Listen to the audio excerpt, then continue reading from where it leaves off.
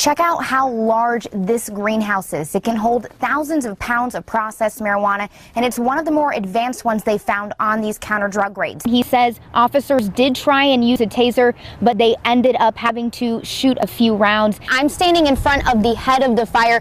You can feel the heat. You can see that smoke. You can see that black SUV being towed away right now. For a period of time, that car was on fire. There were 5 people inside. On days when snow-packed and slick roads can cause issues, school bus drivers follow one rule. At top speeds, these race cars can hit up to 80 miles an hour, but it's not the fast pace that makes this car and this league special. We're skating into the winter season with Ashland's ice rink opening up tonight. Coming up, I'll show you how much it'll cost to skate into the night with your kids.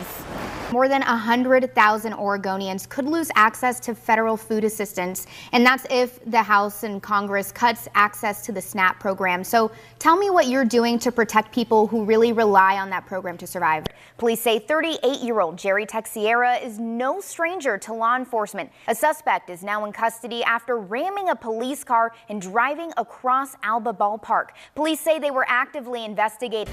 We're starting with breaking news tonight. We're learning 3 Eagle Point High School students died in a fiery crash just weeks before graduating. A new poll shows a lot of people are still undecided. It says 40% of people say they will vote for Governor Kate Brown and 35% for Republican challenger Knut Buehler.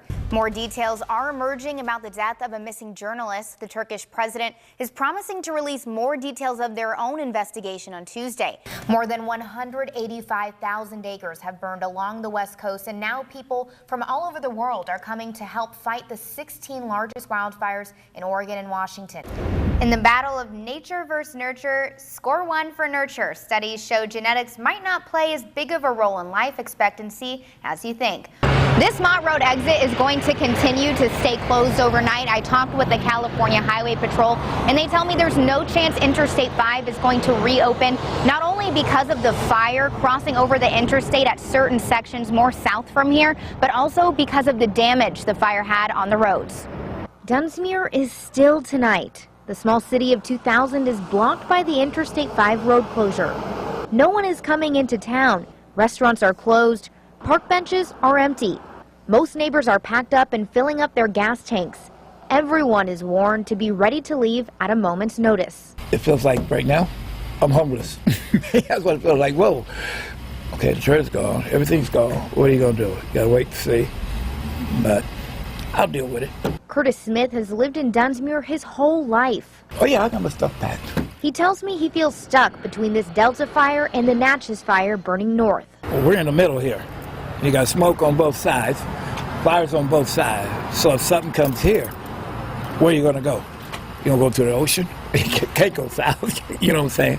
Interstate 5 has been shut down for 32 hours. I talked with the California Highway Patrol tonight, and they say the roads are so dangerous where the fire jumped the interstate, crews aren't even guessing when they may be able to reopen it. We're continuing our live coverage on Interstate 5 beginning on Newswatch 12 at 5 a.m. Stay with us for those live updates.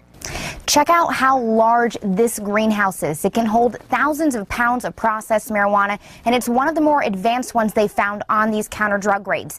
They tell me something like this can hold millions of dollars in illegal marijuana, which at the end of the day is why they want Governor Brown to declare a local state of emergency. It is greed. There is probably some organized crime involved in these big ventures. Law enforcement served 4 different search warrants on illegal grows today. We have people living on the Oregon line, California line, with huge volumes of marijuana. The grows were some of the largest and most organized they've seen. We're probably in the neighborhood of 2,500 pounds, could be more. This is a multi-million-dollar operation, no ifs, ands, or buts about it.